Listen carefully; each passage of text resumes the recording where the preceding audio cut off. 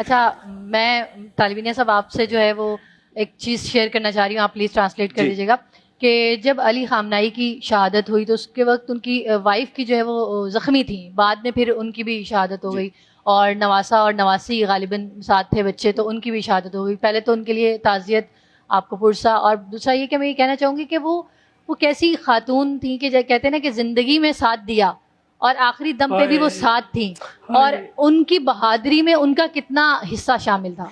میگه وقتی که این موشک زدن به رهبر معظم شهید شدن که خواتین کو کیسے مشتق کیا ہے اس شاندار مشن سے کہ جب آپ جہد مسلسل کے لیے فی سبیل اللہ نکلتے ہیں تو عورت کا کیا شاندار کردار ہے۔ قبلہ حسین صاحب کیا کردار ہے یہ کردار، اور کتنا لازم و ملزوم ہے کہ اس کے ذریعے سے ہی پورا ماحول بنتا ہے۔ جی خیلی نکته مهمی رو اشاره کردید. یک زن با وفا، همسر شهید آیت الله خامنه ای خانم خجسته، ایشون دختر یک بازاری پولدار میلیاردر بود.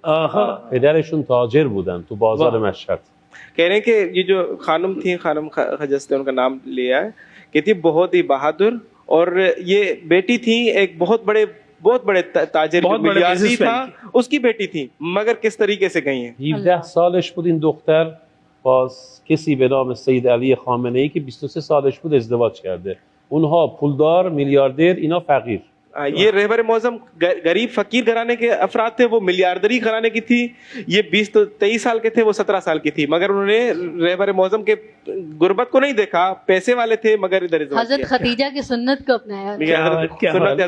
ولی ببینید که اخلاق محمدی امام خامنه ای چه بود که این دختر 17 ساله مرفه عاشق این طلبه علوم دینی میشه و با ایشون زندگی میکنه. حتی فرشایی که از خونه آورده بودن، فرشای گران قیمتی بود، میفروشن، زیلو میخرن، آجاقا ترجمه میکنن.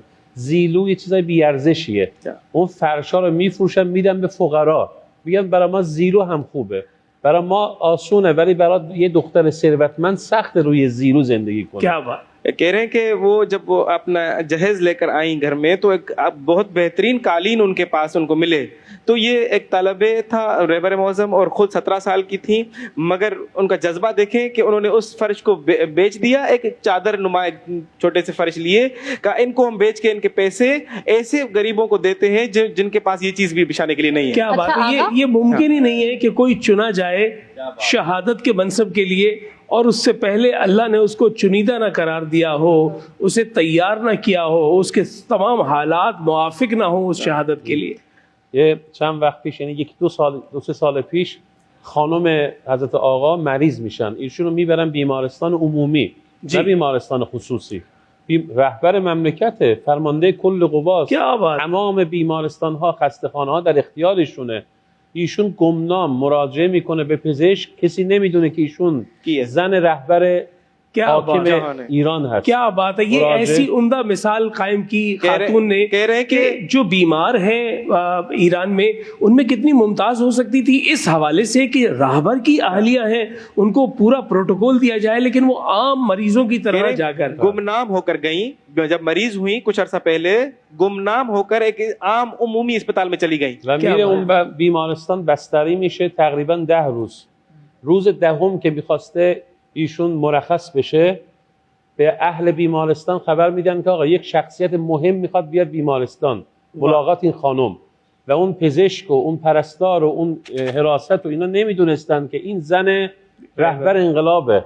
و یه وقت میبینن درها باز شد، رهبر انقلاب وارد شد و رفت عیادت زنش و اونجا میفهمن که این خانم حاکم ایران هست. क्या बात कह रहे 10 दिन गुजर गए, 10 दिन के बाद जब वो मुरखस होने वाली थी तो पता चलता है अस्पताल वालों को कि कोई अहम शख्सियत है, वो इनसे मिलने के लिए आ रहे हैं।